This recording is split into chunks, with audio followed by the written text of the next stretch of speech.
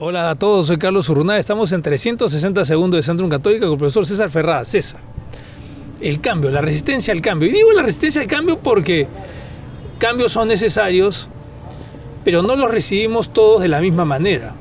Y nos asustan muchas veces los cambios. El cambio en las organizaciones, fundamentalmente, y podría, claro, hacerse extensiva a otras situaciones sociales, el cambio en una organización se habla como cualquier modificación, ya sea del proceso, ya sea de las actitudes, como tú lo has mencionado, o de los aspectos que están en la organización. Pero básicamente en administración se dice hay tres procesos de cambio importantes. El proceso en la estructura organizativa, en las relaciones de las personas dentro de la organización, en la tecnología y en las personas. O sea, estos son los tres cambios fundamentales que se pueden dar en las organizaciones. Y claro, la pregunta es, ¿cuál de los tres es más importante? Un cambio en la estructura empresarial, que podría ser estructura social. Un cambio en la tecnología, que cambia a paso agigantado, o un cambio en las personas. La gran pregunta sería, ¿cuál de los tres cambios es el más importante? Tú has hablado del concepto de competencias, actitudes, conocimientos, habilidades. Yo hablo de las personas, ¿no? De Okay. las personas. Tú vas con la respuesta a las personas. Por ejemplo, el cambio en las personas. Dentro de estos tres cambios que he mencionado, estructura, tecnología, el cambio, ¿cómo impacta a las personas? ¿Se puede hacer cambio en una empresa sin que las personas se convenzan de los mismos? Yo creo que acabas de cerrar la entrevista. y de mejor forma que yo. Ya estoy temiendo por la cátedra. Efectivamente, si no cambian las personas, no puede haber cambios en la tecnología ni en la estructura. Por más que las fuerzas externas, exógenas a la empresa, hayan cambiado muchísimo, tanto en los aspectos de la organización estructural o de la tecnología, si las personas, primero, no están conscientes de esos cambios que se dan. Y segundo, que es el otro tema que podríamos conversar ahora, se resisten al cambio. Porque la gran pregunta es cuál es la actitud que tenemos las personas frente a un proceso de cambio. ¿Cuál es la actitud? La resistencia natural. La resistencia. Nos asustamos. No me gustaría llamarla resistencia natural porque creo que más bien es antinatural. Las personas deberíamos ir cambiando, progresando, mejorando. Más bien el problema es quedarse en una fase de statu quo, donde ya llegas a la madurez, sea empresarial, sea personal, sea social, comienza lo que alguna vez creo que hemos conversado, la soberbia empresarial. Ese es un buen tema, por ejemplo, no nos cuesta nada cambiarnos de ropa, además lo hacemos todos los días de toda la vida. Bueno, cuando hay ropa. Cuando hay ropa. Acuérdate cuando que hay ropa. Estos años son los años del consumismo.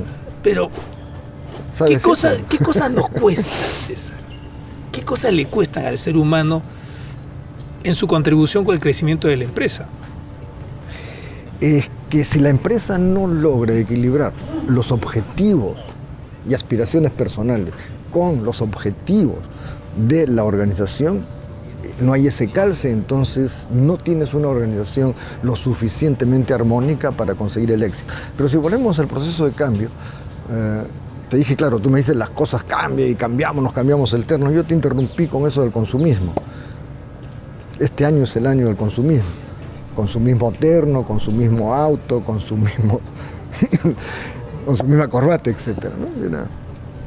Es un tema de que la situación es realmente muy, ¿cómo te puedo decir? Hasta invasiva de las personas. ¿no? Pero eso es un buen tema, porque si el año no es fácil,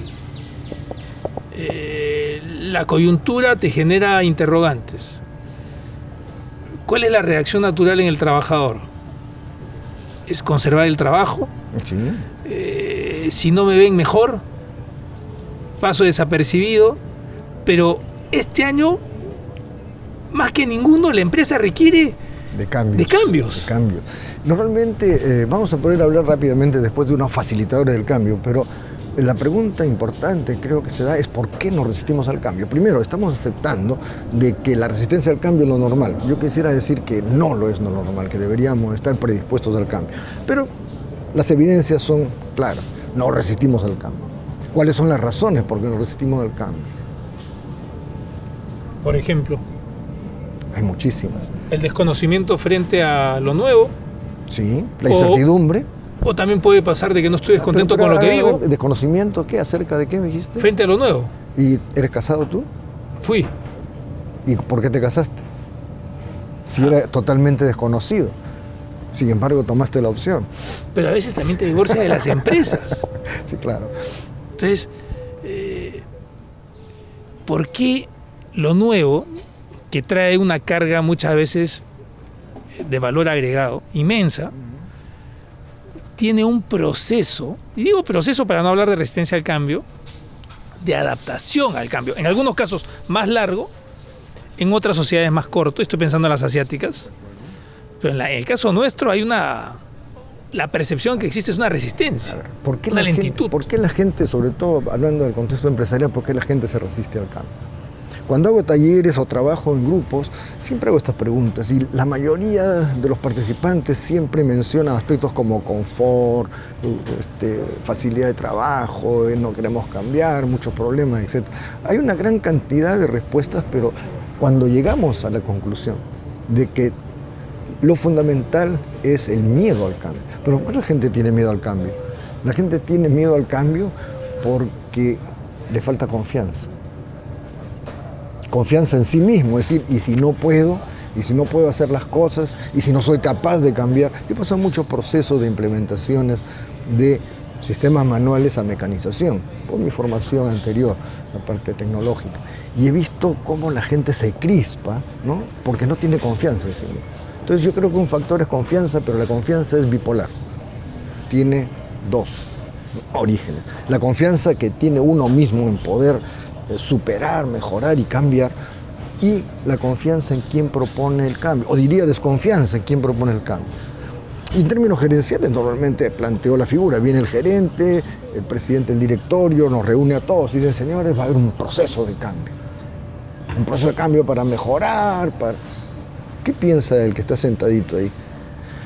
Sí, cuñado, va a ser el proceso de cambio, probablemente va a ser reducción de personal, aumentar trabajo, congelar los sueldos, etc. La gente no confía. Entonces el proceso para mí, para resistir el cambio, para romper el cambio, romper esa resistencia al cambio, es la confianza en uno mismo y en quien propone el cambio. Cosa que existe un puente natural o un puente de comunicación o una comunicación más fluida, y de la comunicación fluida puede salir algo, un fruto. Y sobre todo basado en la confianza y la credibilidad. Fuera de la conversación estábamos hablando de que hemos perdido la confianza, hemos perdido credibilidad. Y si no hay confianza y credibilidad en una organización, va a ser imposible realizar este cambio.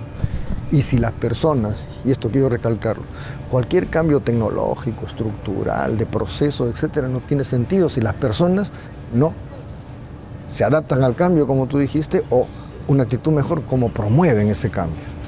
Muchas gracias, César. Hemos estado con César Ferradas hablando del cambio, la adaptación de las personas al cambio, la confianza en las personas que proponen el cambio y la confianza en uno mismo para ser parte de ese cambio, como de costumbre. Gracias por estar con nosotros en 360 segundos, siempre aquí en Centrum Católico.